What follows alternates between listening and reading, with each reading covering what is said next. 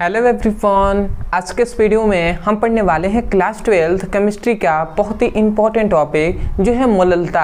तो मोललता किसे कहते हैं आज के इस वीडियो में हम समझेंगे। मैं आपको विश्वास दिलाता हूं कि मोललता के बारे में हर चीज़ आपको समझ में आएगा। तो चलिए हम स्टार्ट करते हैं। तो यहाँ पे हमें सबसे पहले जानना है कि मोललता कहते किसे हैं। मोललता, तो सबसे पहला तो मोललता का परिभाषा क्या होता है जो कि आपको सबसे पहले लिखना होता है। तो मोललता का परिभाषा बहुत ही सिंपल है। इसका सिंपल में यही परिभाषा है कि कोई भी विलायक है तो विलायक के 1 kg में उपस्थित विलेय की मोलों की संख्या ही मोललता कहलाती है। मतलब समझ गए होंगे आपने कि 1 kg, यहाँ पे बात हो रहा है कि 1 kg विलायक में उपस्थित 1 kg विलायक में उपस्थित जो विलेय की मोलों की संख्या होती है, विलेय की मोलों की संख्या, मोलों की जो संख्या होता है वही क्या कहलाता है, मोललता कहलाता है।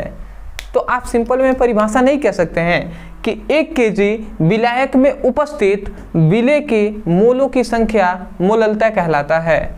तो आशा करते हैं कि आपको बहुत ही सिंपल परिभाषा है तो आप इसको याद कर लिए होंगे।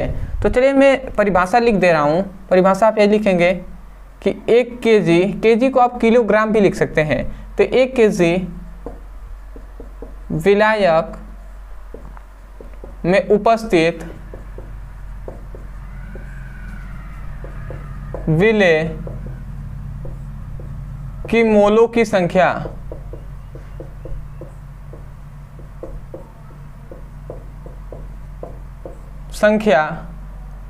क्या कहलाता है, विलेय की मोलों की संख्या मोललता कहलाता या कहलाती है। तो आशा करते हैं कि मोललता का परिभाषा समझ में आ गया होगा कि 1 kg विलायक में उपस्थित विलेय के मोलों की संख्या मोललता कहलाता है।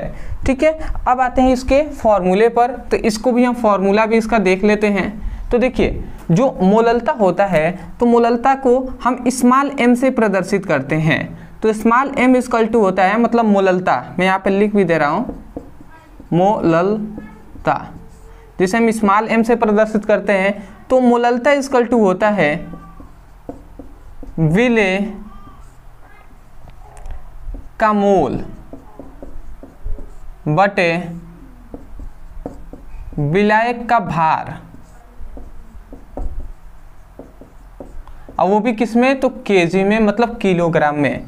तो ये होता है आपका, ये किसका फॉर्मूला है, तो ये फॉर्मूला है मोललता का।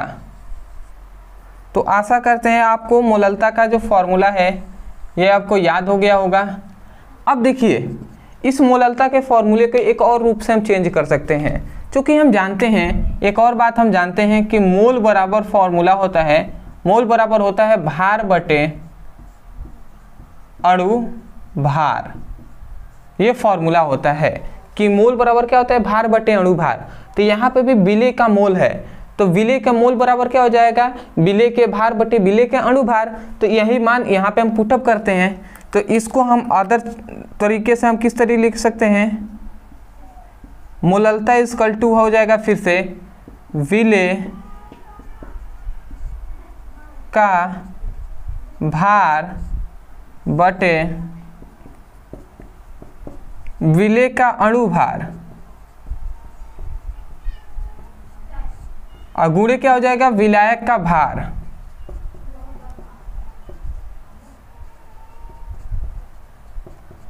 और वो भी किस में, तो किलोग्राम में।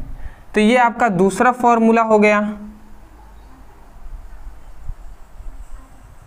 देख रहे हैं ना, ये आपका किसका, दूसरा फॉर्मूला हो गया। तो ये दोनों फॉर्मूले आपको याद रखना है। अब मेरा एक रिक्वेस्ट है कि आप सबसे पहले तो ये नीचे वाला जो फॉर्मूला है इसको आपको याद रखना है, क्योंकि इसी पर ज़्यादातर न्यूमेरिकल आपसे बनता है। ठीक है, क्योंकि जब न्यूमेरिकल में ऐसे सीधा नहीं दे देता है कि विलेय के मूल इतना है, उसमें क्या कहेगा विलेय का भार इतना है और विलेय का अणु भार इतना है और विलायक का भार इतना है, तो मोललता ज्ञात कीजिए। मतलब इन तीनों का मान दे सकता है, परंतु डायरेक्ट ऐसा नहीं देगा कि विलेय का मोल इतना है और विलेय का भार इतना है, विलायक का भार इतना है, ऐसे नहीं देता है। इसलिए ये नीचे वाला फॉर्मूला याद कर लेंगे। और दूसरा कि इसका मात्रक क्या होता है, एक और बात है कि इसका मात्रक क्या होता है। तो इसका मात्रक होता है मोल प्रति केजी, या मोल प्रति केजी ना कहकर आप कह सकते हैं कि मोल केजी इनवर्स, ये आप कह सकते हैं मोल केजी मतलब किलोग्राम इनवर्स। ठीक है, तो ये भी याद रखेंगे, ये इधर भाग में था केजी, ये इधर गुणा में हो गया। तो आशा करते हैं कि जो मोललता है इसका परिभाषा, फॉर्मूला और इसका मात्रक अच्छे तरीके से आपको समझ में आ गया होगा। मैं यही कहूँगा, यदि आपको समझ में आया है तो वीडियो को लाइक कर दीजिएगा। और दूसरी बात, यदि आप भी क्लास 12 का फिजिक्स और केमिस्ट्री का सीरियस होकर पढ़ाई कर रहे हैं और पढ़ाई करना चाहते हैं, तो आप जाइए हमारे मेन चैनल जिसका नाम है ब्रदर सर, उस पर जाएंगे। आपको चैप्टर वाइज सभी इंपॉर्टेंट क्वेश्चन कराए जा रहे हैं जो आपके बोर्ड एग्जाम के संबंधित है। सभी चैप्टर वाइज फॉर्मूले कराए जा रहे हैं, चैप्टर वाइज सभी न्यूमेरिकल आपको कराए जा रहे हैं, जिससे आपको सहयोग मिले आपके बोर्ड एग्जाम में अच्छे नंबर से पास होने के लिए।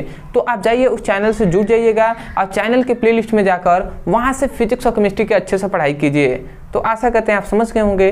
अदरवाइज यदि कोई ऐसा टॉपिक है, चाहे वो फिजिक्स का हो, केमिस्ट्री का हो, जो आपको बिल्कुल समझ में नहीं आता है, उस टॉपिक का नाम लिखिए यूट्यूब पर और अंत में हमारे चैनल का नाम लिखकर सर्च कर दीजिए, आपको तुरंत वो वीडियो मिल जाएगा, वहां से भी अच्छे से पढ़ाई कर सकते हैं। तो चलिए दोस्तों, आज के लिए इतना ही, मिलते हैं एक बेहतरीन टॉपिक के साथ। तब तक के लिए धन्यवाद। जय हिंद, जय भारत।